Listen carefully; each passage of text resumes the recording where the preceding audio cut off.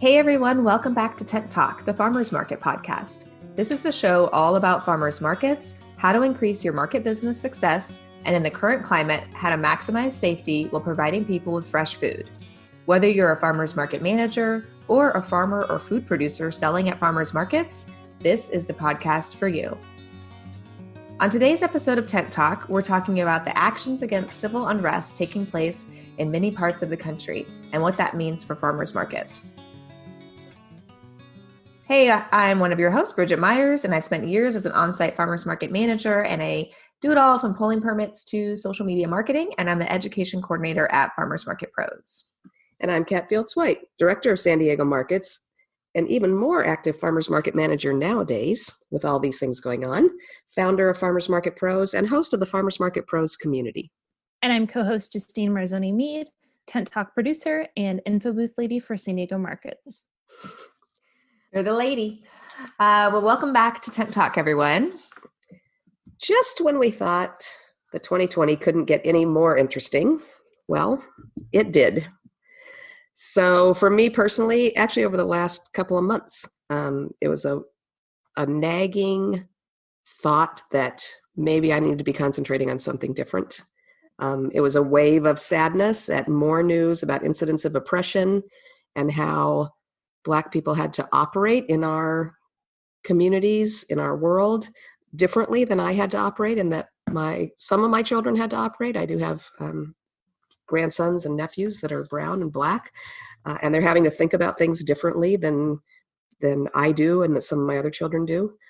And then the more the news changed, it turned into horror, actually, at what seems like a wave of murder sanctioned by the systems that are supposed to protect us, by what some of us teach our children are the helpers, and one right after another. Obviously, this has been going on for years and years. When we say their names, I can think of names from 15, 20 years ago, but there's just more names and more names. And honestly, business concerns, managing farmers markets, even though that's so intense right now with the virus and everything, just started to seem irrelevant. I started to wonder what I was spending my time on, honestly. Even though I consider what we do as farmers market managers and the other folks involved in farmers markets, bringing food to people, supporting our local farmers and food systems, really important work. I've always felt like working hard is a wonderful thing because I'm really accomplishing something for our communities and for our society, all of it. And now it started to feel like maybe I was putting my energy in the wrong place, that I wasn't doing enough for what the really important problems in the world were. And then on the business side, on the practical side, when it came to posting about our markets, it was obvious that look at this pretty picture of kumquats wasn't going to cut it right now. It just seems so tone deaf and irrelevant. And we're going to talk about this on the podcast because it's not just me thinking this way. I'm hearing in our own Facebook community, our Farmers Market Pros community, comments from other managers about how do we talk about this? Why haven't we paid attention to this sooner? What can we do? And I'm actually hearing it from people that I don't always agree with politically. The personal is the political, as we used to say in the old hippie days. And it's not just political, it's human. It's about human rights. It's about the people in our communities being treated with the same amount of respect and care and being afforded the same safety, no matter the color of their skin. And we can't ignore that. Farmers markets as an industry, as a movement, have always been about justice for farmers versus gigantic corporations, and food equity for people that have a hard time getting it, bringing the food into the community at a cost that people can afford, and letting people develop relationships with their farmers, and improving the health of underserved populations by introducing better food preparation techniques and fresher food. So farmers market people are people that do good work. That's part of our structure. That's part of our DNA. And we have to do this good work too. Yeah. Finding the words and actions to express the depth of emotions this last week have been really difficult. And that's another reason why it's important to us to talk about this on the podcast, because it is hard to talk about, especially for white people. And us three white women on this podcast, it's hard to talk about because we don't have to talk about it every day. So that's why it's important to dive into these conversations. Even if they seem unrelated to farmers markets, they definitely are.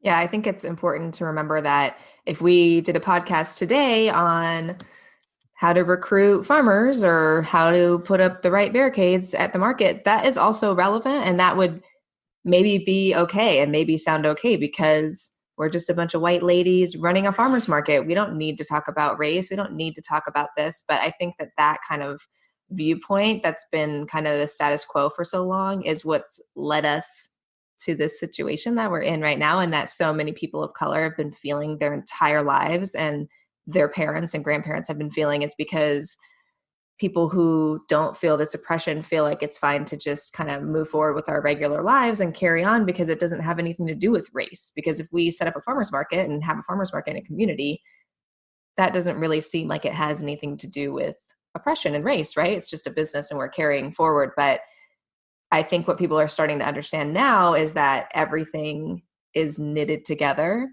and that every single thing has to do with this because our fellow humans are they're not able to live their lives in the same way that we are. So we can't just carry forward with our normal lives because that's not the fair or right thing to do. So I don't know, as uncomfortable as it is to talk about, which I know as a white woman, as a white privileged woman, it's been like honestly really difficult to face into a lot of this stuff, even though I find myself to be very progressive and I've been active with other, Black Lives Matters issues for years. If I am really honest with myself, it's been a pathetic attempt at support for these issues and for these people, even though in my heart, I agree with everything that we're kind of fighting for and all the protests that are going on. So it's been interesting and it's been sad. And I've also felt hopeful that so many people are kind of coming together, and it's been easier for everybody to come together and for businesses to say things and for, friends to speak up and say things because we're all doing it together, which is kind of we feel a safety to do it. So, yeah, it's an interesting time. And there's so many things happening right now that have come together to make this actually, to let us make a change if we want to. Yeah. I think there's a lot of stuff about the virus that has actually, we're always talking about silver linings, has actually enabled this movement to grow really quickly the last week or two after so many years of just simmering, and you dip your toe in and then you have the luxury of paying attention to something else for a while. Yeah. But I think the fact that with COVID, a lot of people are at home. Yep. So they have more time to think about other things than the day-to-day work things. And honestly, I think what prevents a lot of us from getting involved in social movement is we don't want to rock the boat if we have a comfortable life. Yeah. We don't want to take a chance that somebody in our world that we might do business with might disagree with our politics or might decide that we don't think the same as us. And so they get offended and maybe it'll hurt our careers. And right now, people's careers are so wigged out that it's a little easier to not feel like you're taking a chance with all that. I mean, the comfort zone has already sort of gotten boggled. Yep. And so maybe it feels a little safer that, we don't have that much to lose, honestly, a lot of people right now with all the virus and stuff going on. And that's actually a good thing. And social media, for all the terrible things it does in terms of wasting time and letting people get crazy and honestly spending way too much time looking at pink walls and all that stuff. It's also a really fast form of communication where you can communicate with a lot of people really quickly and news gets out. And the fact that everybody has a video camera in their pockets with their phones has enabled a lot of these things to come to life. What was it? Is it Will Smith that said, it's always been happening, but now it's on film? Or how I'm paraphrasing him and getting it wrong, but that's the idea. Is it's not new. It's just that with social media and with everybody having a camera and everybody having video, it's visible. Much more, much more.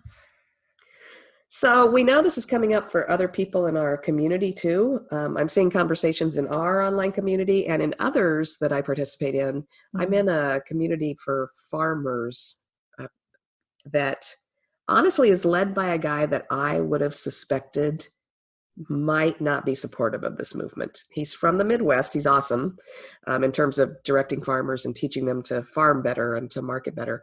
But he's from the Midwest, and he's politically probably in a different part of the spectrum than I am out here on the left coast. And he's been amazing at supporting other people popping up in that community to say, hey, we have to talk about this, and this is what we're going to do. There's actually a farmer in the Pacific Northwest, Valhalla Organics. They grow all kinds of things, but among the things they grow are cucumbers and other vegetables, and they make these amazing pickles that they sell at farmers markets in the Pacific Northwest. And she just wrote a blog post. If you look under Valhalla Organics food blog, she wrote a blog post called "These Pickles Are Not For You," about an encounter that she had at the farmers market with a guy that was definitely a white supremacist and wanted to not only talk about his views, but recruit other people to his views, and was really pressing her on it while he was sampling her pickles, talking about her pickles. And she eventually got to the point where she just said, you know what, these pickles are not for you. I'm not selling you my pickles. I'm not having this conversation with you anymore. And no, you may not buy my pickles. And that, of course, caused a furor in this group that I was in, with people saying, well, that's ridiculous. You know, anybody's money is the same color and you should just take it. And I was, you go, girl. You know, you have the right to say things back to people. You don't have to just take in what they say. You can talk back to them. Our friend Helena at Happy Acre Farms has been good at this at the farmers market. She's good at reporting on what people say, talking back to people. Just because I'm selling you my produce doesn't mean that I have to listen to anything you have to say that I think might be hateful or wrong towards other people. And she's actually been posting a whole lot of referrals on her. She's got a huge Instagram account. She spoke at the conference this year. She's been posting on her Instagram, connecting people to a lot of Black farmers, Black food makers, people all around the country that are growing and doing good work. And being a Black farmer is not easy, precisely because there's been a systemic oppression of Black farmers. There's studies out that are not that hard to find, and we'll post some resources on our Instagram and Facebook page this week. But there was a huge, many decade-long system of the USDA systemically foreclosing on loans, taking land away from Black farmers, handing land owned by Black farmers for generations over to white people.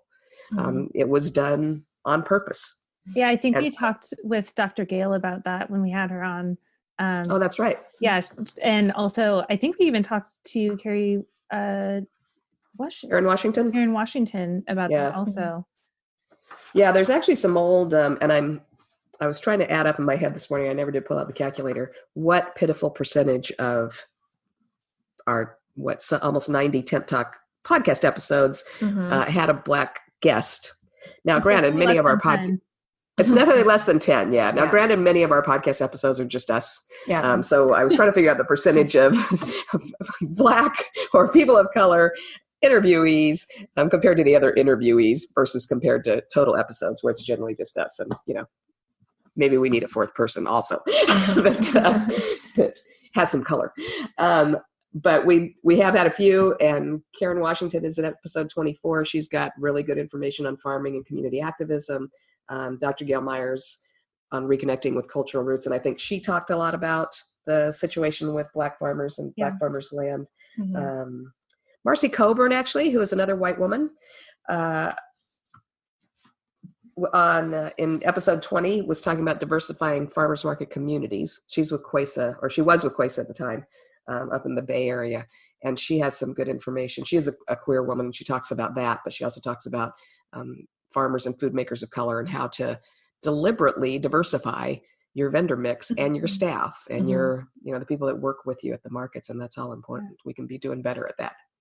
Definitely. Yeah. I remember when she spoke at the conference, we had some really great discussions I did with other farmers market managers after she spoke about if we're doing anything at all to present opportunities to people of color, to participate in the farmers market, to teach them what we know, and to do things like that, and how we can actually go out and saying, well, they don't apply, like they don't turn in applications for us. I don't know what to do. We just don't get that many Black applicants at our farmers market. And to be honest with myself, that's kind of how I felt. I go, yeah, of course we would like have them at our market, but they just don't apply. And Marcy she made a very good point. She said, that's not good enough. That's not a response to this.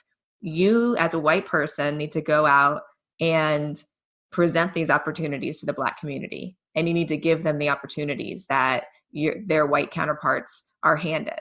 So it was really something to think about. And just all sorts of things that we don't, it doesn't occur to us maybe as market managers, like, oh, we're just running a market. We look at every application. We don't see what color their skin is when they email us an application, things like that, which is great. But also we can be doing way more proactive things. We can be teaching to the Black community about how to become vendors, things like that in our own business that would be, very effective for us to do. So just thinking about those kind of things. Yeah. Mm-hmm. Yeah, Farmers Market Coalition came out. Some of the organizations were, at first I felt like I was a little slow on the uptake, but in fact, I think it's just because this last 2 weeks feels like a year. Mm-hmm. I mean, there's so much has happened. Yeah. So, and like you were saying, if you're a white person, part of our job is to listen and let Black people lead, mm-hmm. and not think that it's our job to frame this conversation. We need to follow their lead. So anyway, it felt like it took a little time for us to start talking about this on our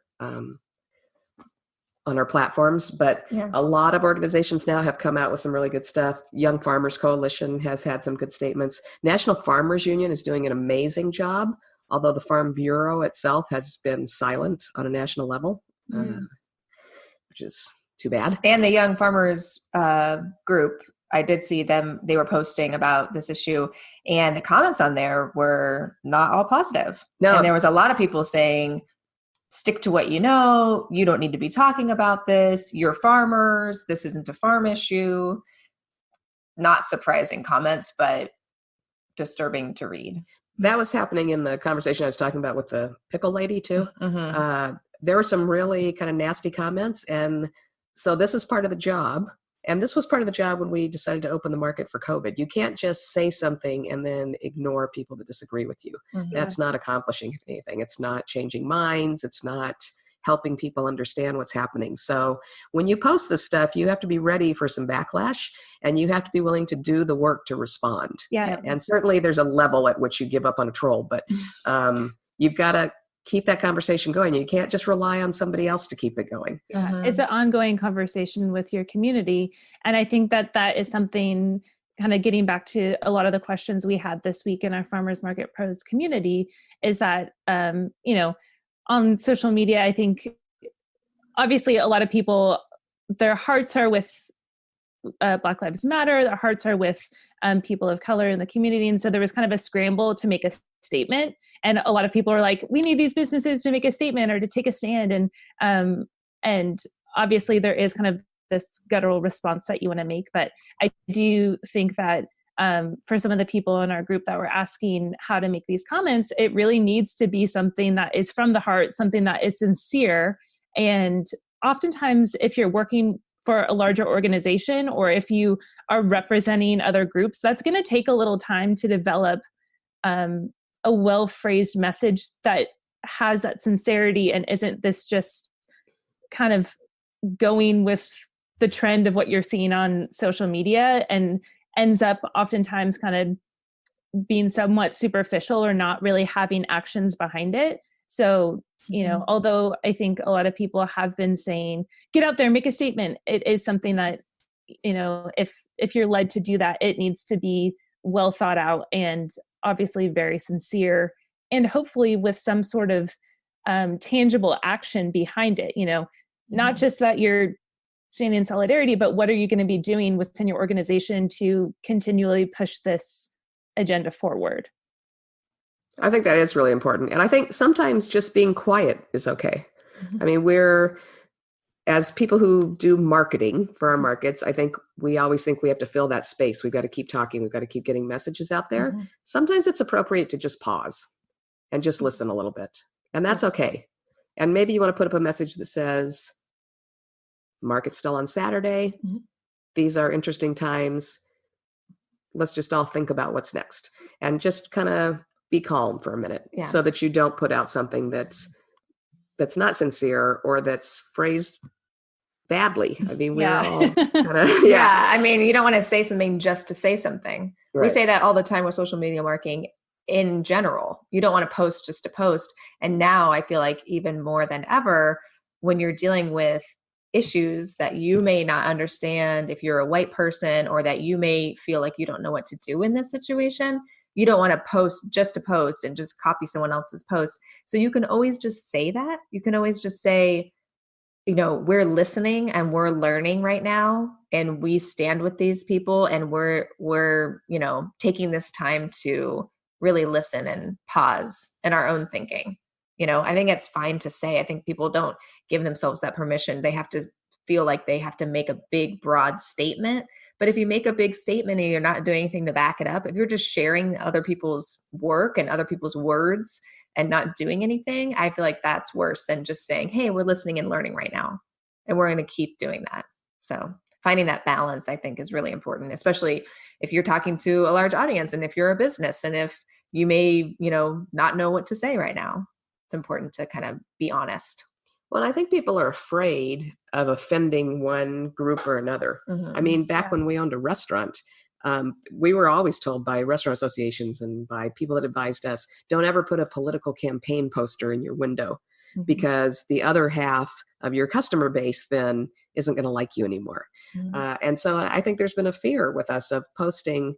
I mean, honestly, I thought to myself last week, do we want to talk about this? Do I want to say anything? Because I know, honestly, in the farmers market world, on the national level that we deal with, and in certain parts of the country, I personally know a lot of farmers that are sort of on the other side of the fence from me politically. So we don't talk a lot about who our president is and whether we think that's good or bad and that kind of thing, because there's a lot of opinions on this. But this isn't just a political issue. This is a human issue. Yeah. These are human beings that deserve the right to a life that feels safe. Yep. That doesn't require a stressful evaluation of, should I go out in my car? Is it possible I'm going to get stopped for something random and killed? It's bigger than politics. Yeah. And what I came to too is kind of Charlotte Smith's advice to figure out who your ideal customer is. I've got a wide base of ideal customers. They vary a lot, but I know this for sure. People that don't care about other people getting killed for random reasons, that's not my ideal customer. And if they're not okay with me thinking that, they can go. Yeah. I think that's such a good kind of open-minded, but also really clear-cut business decision to make, is who do I want my customers to be? And if you're afraid of losing the business of some, you're not going to be able to sell your product to everybody anyway. So now is an opportunity for you to kind of reassess who that customer is. Yeah. I saw another business, I'm really enjoying seeing other businesses post messages about this, because it kind of helps us to reflect as business owners. But someone was saying, would I not put a sign in my business window that said, this restaurant is against murderers, because I don't want to offend murderers and I don't want them to come into my restaurant? Right. He's like, honestly, just think about it. Like, oh my gosh, you're going to offend murderers and they're not going to come into your restaurant. Like, don't you care about their business? Business is business. Like, that's not your place to talk about murderers. And he's like, but I don't want those people in my business. And he said, he goes, I have to be honest, I don't want white supremacists in my business. I don't want people that think it's okay for a certain set of humans to be treated differently because of the color of their skin and to be, frankly, murdered, or, all the other things that happen. He goes, I don't want them. He's like, I just awoke one day saying, oh, wait, I don't want those people in my business. That is true. So that is why I'm putting that sign up. And that is why I'm speaking about it. So I think if you think about it like that, it's not a political statement. It's not, vote for this guy because of his tax breaks that he gives or whatever. It's like, it's way deeper than that. And it means way more than that. And it's more a human issue. So taking that approach to it is fine. And honestly, I didn't think about it. And I know the three of us are all on the same kind of wavelength with this, but like doing a podcast talking about race when what your podcast is about business, that would give a lot of people pause. I know we didn't. Oh no, we had to think about it. Yeah, we had to think about what we were going to say, but we weren't like, ooh, should we say it? We're going to scare off some of our podcast listeners. Oh, no, I don't care like about that. Oh, I didn't care about that. And then that's what you'd think about when you have a business. And honestly, I think farmers market managers are in an even trickier position. Yeah. Because we're not only deciding for ourselves who we want our customers to be, but our job is to help our farmers and vendors get customers. So we're making that decision for them too.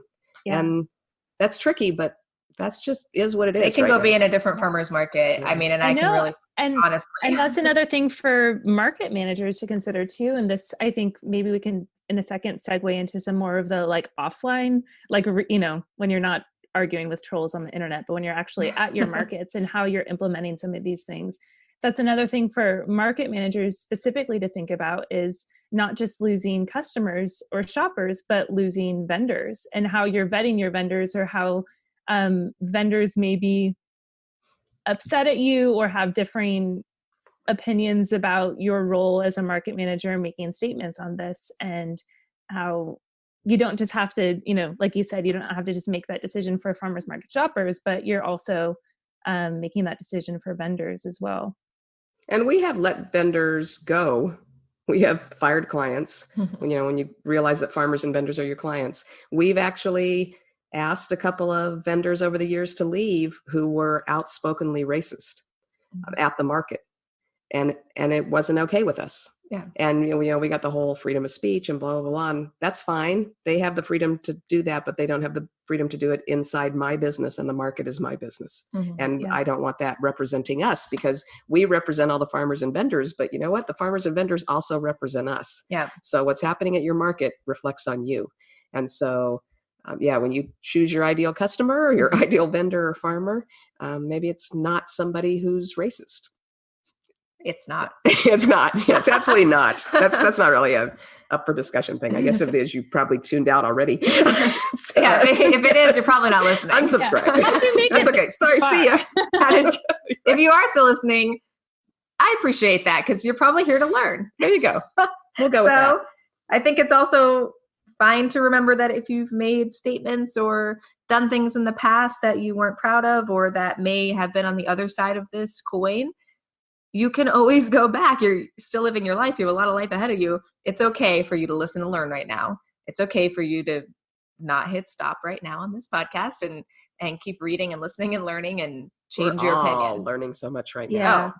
And this is something that we're going to, as three white ladies on a podcast about farmers markets and the intersections of race and food justice, like, we're going to make mistakes. I'm sure there's someone out there cringing right now. And like, the point is that we've had the privilege of ignoring this issue for a long time. And all of a sudden we're like, whoa, why have we not been talking about this the whole time? So it's just these initial baby steps of bringing these topics to the forefront of everyday interactions, because for so long, so many people, that is their everyday.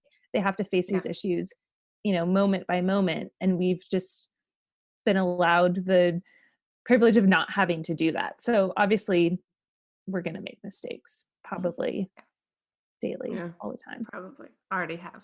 Yeah. But, I think it's like, as white people, we got to talk to our fellow white folks. We got to keep doing the work, and we got to keep listening and learning. And we are in a privileged position to operate a business and, to have this privilege and opportunity. And so I feel like it's our obligation to keep talking about it and to keep doing the work, forever. I was talking to my kids last night about everything that's going on. And I have a teenager and a 10-year-old and a 5-year-old. And they're like, oh, okay, great. We went to a protest last night. Like, we made these signs, we walked around, woohoo, like, we're done.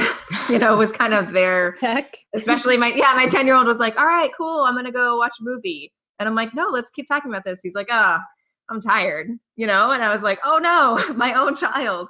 So I think it's really kind of reminding ourselves to keep doing the work and just keep moving forward and keep listening and not try to take the platform or the floor away from people who are living this, but to use our voices as white people to kind of amplify their voices and amplify this issue forever. I told my son, you are going to be doing this work with your kids.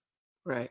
FYI, I mean, a lot of things are happening in the world right now, but I can see it's not going to change. Everything isn't going to like pan out at the end of 2020 and everyone's going to be working together and there's not going to be any more racists. That's just not what's going to happen, as much as that's everyone's hope and dream. So this work is going to continue for a long time. And as business owners, as white people, as parents, as just people in the world, I think we have to remember that this is going to be going on for a long time. And this movement that's happening right now is really great and a great kind of catalyst. And we're all jumping on this fight that a lot of people have been doing since they were born. So just kind of keeping up that work and keeping it moving forward. Well, it's taken centuries to get to this point, Yeah. often by very intentional means. Yeah. And so it's going to take, bad news, folks, 2020 is not going to resolve everything. It's not like, 2021 is going to be better. Well, yeah, maybe. I was just hoping to It's not cram gonna be fixed. everything into 1 year. Yeah, let's seems just to be get it working. all. Get it all done. But I will say maybe things will radically change, because if you would have asked me last year around this time, if I thought crazy things were going to happen in 2020, I would have said, no, it's probably just going to be another year. So 2020 vision. know. This wasn't exactly the vision we had in mind. I do want to get back to, because we're a farmers market management podcast, farmers market business podcast. I just want to acknowledge that while it's privileged for us to ignore this, it's also scary for a lot of people in our position to be coming out in support of this, because a lot of them work for a city. Yeah. A lot of them rely on police officers to tow cars and to manage transients that are getting out of hand in the market, or somebody that's stealing something. We call the police. Yeah. So to support a movement with a lot of different variations to it in terms of the message, but clearly with some issues around policing, that's uncomfortable for a lot of us. It's uncomfortable. And it's also something as business people, I mean, the thought has to pass through your mind. Could this affect our actual business operations? Yeah. Will this affect our relationship with the police force? Who we rely on and honestly have really good relationships with a lot of folks on the police force here. Is this going to affect how they think about us? I mean, there are real concerns here, and I don't want to make light of those or pretend that nobody should be worried about it and they should just do the right thing. It's scary to do the right thing sometimes. Yeah. And maybe you're a progressive farmers market manager in a very white, conservative, perhaps you're in the South and there are actual white supremacists that come shop at your farmers market. 20 miles east of us. I mean, I'm sure that the thing is, you don't really know unless unless they make themselves known. You don't really know who the political beliefs of your farmers market shoppers. I mean, sometimes you know when you look at them, but I mean, sometimes you just don't know. So I think most of our shoppers are probably on board with our train of thought, but we don't know that for sure. And if you're in a place where you know that might not be true, this could be a really scary thing for you, because do you want protests from the other side coming to your market, right, toting their guns and waving their flags and trying to get you shut down or trying to do whatever they do? There was incidents at farmers markets earlier this year, 2020, where there was white supremacists coming out to farmers markets to complain about masks and to complain about stay-at-home orders and things. So I mean, it is, I think in San Diego, we have a little bit more of a luxury where me personally, at least, I think most of our shoppers are going to be of the same mindset as us, but some won't, but some, most will. Some haven't lately. Yeah. Even with the whole masking thing and stuff. So exactly, we have a variety of viewpoints here. Yeah. But we have a market manager in the Midwest, just heart of the country, Midwest, that had to cancel a market. She's in our Farmers Market Pros community. She had to cancel a market last week, or maybe she's canceling this one this week, but her market was affected physically by the protests last week that ended up with adjacent looting. Yeah. And so they turned over enormous flower pots and statuary on the plaza where she has her farmer's market. Yeah. And so she's having to cancel a market because of that. And she was saying, what am I supposed to say about being in support of protests? Is that going to assume that I'm in support of vandalism? And so we've had to have that conversation. And it's okay to say that you're not in support of property crime and things. But the conversation I was having with her was that it's really important how you construct that sentence. Yeah. It's not Black Lives Matter and we have to stop looting and burning. It is, we're not supporting vandalism, but Black Lives Matter and we have to stop killing people. Yeah. So the conclusion of that sentence, the important part, the closing statement deal, the deal closer is, we have to stop killing people. Yeah. So you have to remember that. But of course, we're not suggesting that you should be, it's tough for a business to come out and say, yeah, I'm glad they burned down the business across from us. But at the same time, it's like, can we understand the anger and the rage? And of course, there's opportunists out there and there's white groups going out and making a mess of things and breaking windows and burning things down just to fan the flames of rage and to make it seem like people of color are doing these actions. So we don't know who's taking those actions. But when I think about it, centuries of built up rage. Yep. If they're going to burn down some buildings, I'm sorry, but if someone kneeled on my son's neck and killed him, I'd burn down a building. You just have to be honest. Like, that's what's going on in the world. And so I don't know. Yeah. But yeah, if your business takes place in the street and you can't have your business there because there's damage done to the street, or the Ocean Beach Farmers Market didn't open just a few days ago here in San Diego. They were going to open for the first time since everything got shut down for COVID. It's taken them a while to build up a plan and to get an action plan in place. But there was a protest scheduled, not anything more than just a protest, but they just were taking precautions and didn't open up their market. So I'm sure that was disappointing to them. And we've seen a few people like that in our group, actually, that are just now getting ready to reopen after all the virus stuff, that aren't doing it because of protests. But most of them have been, really forthcoming about, this is more important. This protest is more important. We know there's a lot of pent up demand for the farmers market. Yeah. It's important to the farmers. It's important to the vendors. It's important to the community.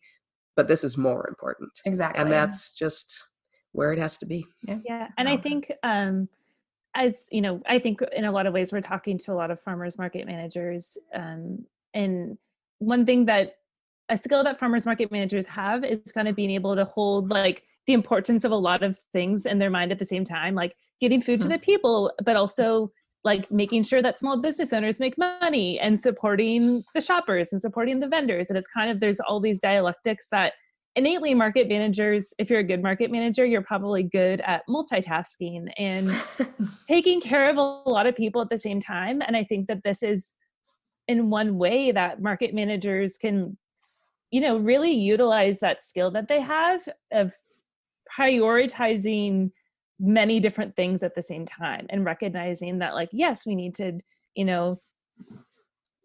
make sure that our small businesses are making money, but we also need to recognize that, certain behaviors aren't acceptable here at our market. So I think that, farmers market managers could be leaders in this way and learning about things like food justice, learning about ways that they can support diversity within their organization, diversity within their shoppers, diversity within their vendors.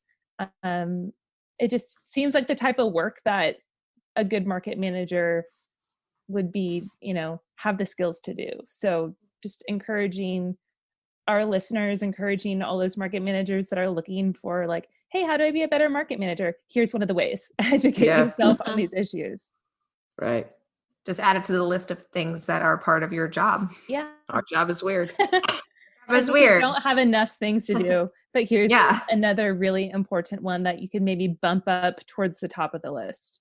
Yeah. And our job is weird, but also our job is important. And our job is full of ways to give underprivileged and under-recognized people opportunity. we have that position as farmers market managers. We really do. So I think kind of taking an honest look at, are we doing the best we can and giving the opportunities that we can give? So just reflecting on that. Yep. I agree. So for farmers market managers or food makers or farmers, where can they find out more info? We have a bunch of different ways that you can learn. And like Catt said, we can post resource lists on Instagram or Facebook, and we're continuing this conversation in our Farmers Market Pros community. Hopefully it continues on, and this isn't just a little like flash in the pan of another 2020 thing that happened, but this is going to be an ongoing thing. And Tent Talk, something that we will try really hard to continue to integrate into our topics and our speakers and our interviewees. And one day when we can have a conference again, definitely in those forms as well. But if you want to start just on some Tent Talk episodes, from 2018, we spoke with Karen Washington. That's episode 24. We also spoke with Dr. Gail Myers. That's episode 28. And Marcy Coburn, who we spoke with about diversifying farmers market communities, in episode 20. So all of those are available on Stitcher, iTunes. We can't host them all on our website because we have almost 100 episodes now. But if you look on where you find your podcasts online, all of those are still available for streaming. And just as a side note, if you listen to either of our episodes with Maya Madsen, oh yeah, Maya Madsen, Black woman who owns a cookie company. And while people have been excited about what's happening, oh gosh, I shouldn't even, I'm not even going to say the name of her company, because she just said, if you're running a list of Black-owned businesses, please don't mention me, because apparently like a major celebrity listed her business as a Black-owned business. Well, a lot of us are trying to encourage people to go to Black-owned restaurants and Black-owned businesses. They listed her cookie company, and she contacted me yesterday morning really early, and she said, I woke up and I have 3,400 orders for cookies in my online store. Do you know some people I can hire? So we've been sending her bakers, and she's really busy. But so she's another one that's good. So you can listen to her episode, but for God's sake, don't order her cookies right now. She's busy. That's a great point. But if you're in our Farmers Market Pros community, or if you follow us on Instagram and you have vendors that can ship products, tag them. Let us know if you have people of color, Black-owned businesses in your farmers markets that we can help support and share. Yeah, that's kind of going to be our big effort next week, is to keep posting resource lists, whether it's books that you can read that will help you understand the background of this and understand ways that you can be an anti-racist and can be a positive force in this movement. Also lists of Black-owned farmers and Black-owned farms and Black-owned businesses that you can support, speakers on this that you can support. I encourage you to send money, if nothing else. You can do Patreon memberships for $5 or $10 a month that make a difference to people when a lot of people are doing it. So we'll be encouraging that. And our listeners who are people of color, if there's something that it would be beneficial for us to share, to get the word out, or to discuss, please always, you can send us a message through Instagram at Farmers Market Pros, or email us at connect at the Farmers Market Pros, because we want to know what we can do. We don't know what we don't know, and we're trying to figure it out and learn and listen. So if there are specific things as farmers market managers or vendors yourselves or farmers, we would love to hear that as well. That's right. So come to it. Yeah. So we're not looking at this as a disruption now. No. We're looking at it as an opportunity. Yep. Another silver lining in the thunderstorm clouds that have characterized 2020. We like what Leslie Dwight had to say recently. We just posted this on one of our Instagrams.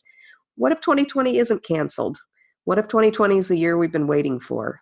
A year so uncomfortable, so scary, so raw, that it finally forces us to grow. A year we finally accept the need for change. Declare change. Work for change. A year we finally band together instead of pushing each other farther apart. Farmers market people are people who do things. Let's band together. Let's work for change.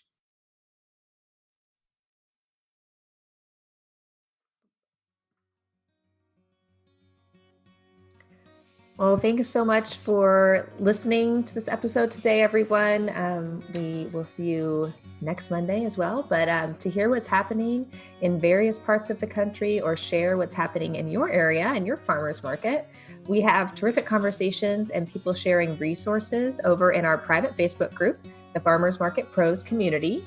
Please feel free to come over, answer the 3 qualifying questions, and join that group. You can also message us on Instagram at Farmers Market Pros or email us at connect@farmersmarketpros. Thanks so much for listening to Tent Talk. Please leave us a review on iTunes, Stitcher, or wherever you access your podcasts, and tell us how you are enjoying Tent Talk. It has been almost 2 years since our first Tent Talk. I'm really proud to say that. I just got a little memory pop up on Facebook. So we'd love to get your feedback. Please leave us a review or send us a message. And be sure to subscribe to our podcast so you don't miss our next one. It'll pop you a little notification every week. This podcast is produced by Farmers Market Pros, where passion meets profit. Today's episode was recorded and edited by Justine Marzoni Mead. Original music by David Mead. Thank you so much for listening.